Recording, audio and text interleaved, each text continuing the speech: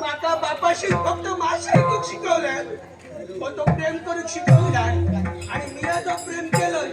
तर माणूस बघूनच प्रेम करते बरा मला होता ना ते वाटेल